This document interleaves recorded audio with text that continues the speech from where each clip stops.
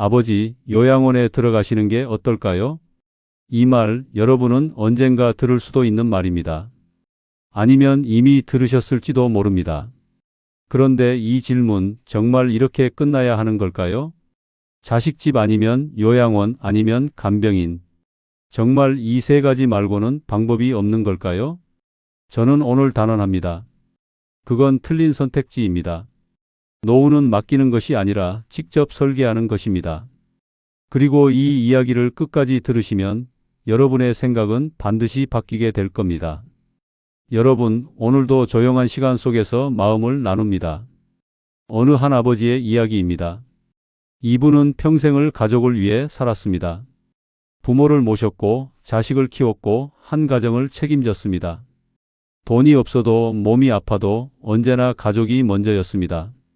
자식이 울면 등을 두드리며 괜찮다, 아빠가 있다라고 말해주던 사람이었습니다. 그런데 어느 날 그 아버지가 처음으로 무너지는 순간이 찾아옵니다. 아버지, 저희도 이제 한계예요. 더 이상 모시기 어려울 것 같아요. 요양원을 알아보는 게 어떠세요? 그 말은 조용했지만 날카로웠습니다. 그 한 문장이 그동안의 인생을 전부 부정하는 것처럼 느껴졌습니다. 숨이 막혔습니다. 아무 말도 나오지 않았습니다. 평생을 지켜온 가족에게서 이제는 부담이라는 말을 듣는 순간 사람은 무너집니다. 그날 이후로 그 아버지는 잠을 제대로 자지 못했습니다. 천장을 바라보며 같은 생각만 반복했습니다. 내가 정말 짐이 된 걸까? 내가 이렇게 끝나는 걸까?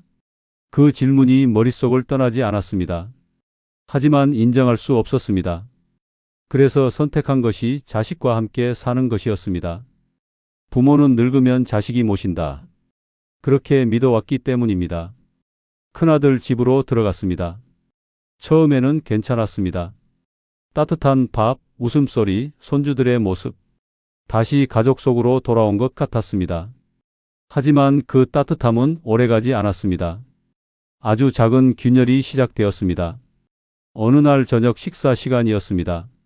조용히 밥을 먹고 있는데 며느리가 말을 꺼냈습니다. 아버님, 혹시 식사는 방에서 하시는 게 더 편하지 않으실까요? 이유는 간단했습니다. 젓가락 소리가 아이들 공부에 방해가 된다는 것이었습니다. 그 순간 모든 것이 멈췄습니다. 그날 이후로 식탁에서 그 아버지의 자리는 사라졌습니다. 그건 단순히 밥을 어디서 먹느냐의 문제가 아니었습니다. 가족에서 밀려나는 시작이었습니다. 점점 말이 줄어들고 행동이 조심스러워지고 존재 자체를 줄이기 시작했습니다. 딸의 집에서도 상황은 같았습니다. 텔레비전 소리 하나 마음대로 낼 수 없고 밤에 화장실 가는 것도 눈치를 봐야 했습니다. 결국 그 아버지는 스스로를 지우기 시작했습니다. 여러분, 사람이 스스로를 지우기 시작하면 그때부터 무너지는 겁니다. 존재를 줄이고 소리를 줄이고 욕구를 줄이고 결국 살아있는 이유까지 줄어듭니다. 그 아버지는 그렇게 무너지고 있었습니다. 결국 다시 자신의 집으로 돌아옵니다. 하지만 집은 더 이상 집이 아니었습니다. 사람이 없는 집은 생각보다 훨씬 무섭습니다. 조용한 것이 아니라 고립된 것입니다.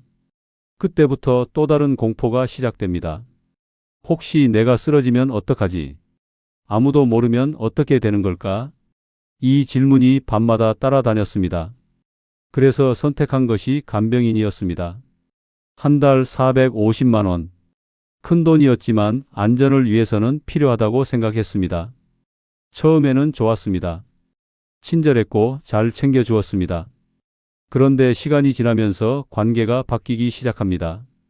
식비를 더 보태달라는 말, 생활 방식에 대한 불만, 점점 늘어나는 요구. 결국 어느 순간 이런 말을 듣게 됩니다. 이렇게 아끼시면 저도 일하기 힘들어요. 그 말 한마디에 모든 것이 무너졌습니다. 그제야 깨닫습니다. 이건 돌봄이 아니라 거래라는 것을. 돈을 내고 있지만 마음까지 편해지는 것은 아니었습니다. 오히려 더 눈치를 보게 되고 더 위축되었습니다. 결국 그 선택도 포기하게 됩니다. 그리고 마지막으로 남은 선택, 요양원이었습니다. 안전하고 체계적이고 관리되는 곳, 하지만 동시에 자유가 없는 곳입니다. 정해진 시간에 일어나고 정해진 시간에 먹고 정해진 시간에 잠드는 삶. 그곳은 살아가는 곳이 아니라 관리되는 곳이었습니다. 그 아버지는 결국 들어가게 됩니다. 그리고 단 며칠 만에 깨닫습니다. 이곳은 안전하지만 나는 사라지는 곳이다.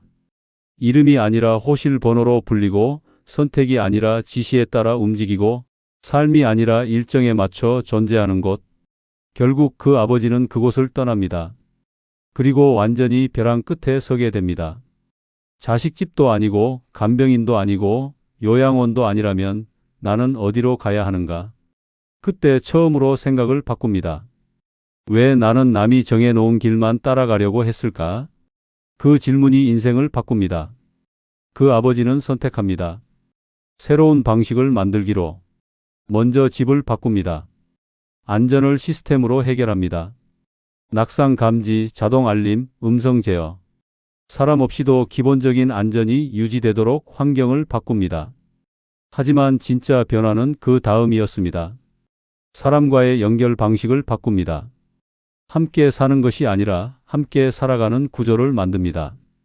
같은 동네 사람들과 연결하고 서로 안부를 확인하고 함께 식사하고 병원을 같이 가고 필요할 때 도움을 주고받습니다.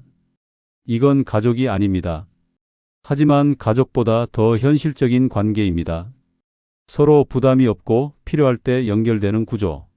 그 결과 외로움은 사라지고 자유는 유지됩니다. 그리고 놀라운 변화가 생깁니다. 돈이 줄어듭니다.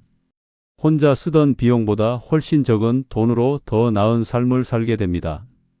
건강도 좋아집니다. 혼자가 아니라 함께 움직이기 때문입니다. 무엇보다 중요한 변화. 다시 나로 살게 됩니다. 여러분, 여기서 중요한 질문 하나 드리겠습니다. 여러분은 어떤 노후를 원하십니까? 관리되는 삶입니까? 아니면 선택하는 삶입니까? 이건 남의 이야기가 아닙니다. 지금 이 영상을 보고 있는 여러분의 이야기입니다. 그리고 선택은 지금부터 시작됩니다. 그냥 넘기지 마십시오. 이건 정보가 아니라 방향입니다. 지금 이 영상을 부모님께 보내십시오. 친구에게 공유하십시오. 그리고 댓글로 남겨주십시오. 여러분은 어떤 선택을 하시겠습니까? 맡겨지는 삶입니까? 설계하는 삶입니까? 여러분의 한 줄이 누군가의 인생을 바꿉니다. 구독, 좋아요, 공유. 이건 단순한 행동이 아닙니다. 누군가를 살리는 선택일 수도 있습니다. 지금 행동하십시오. 나중은 없습니다. 노후는 준비하는 사람이 아니라 결정하는 사람이 바꿉니다. 지금까지 함께해 주셔서 감사합니다.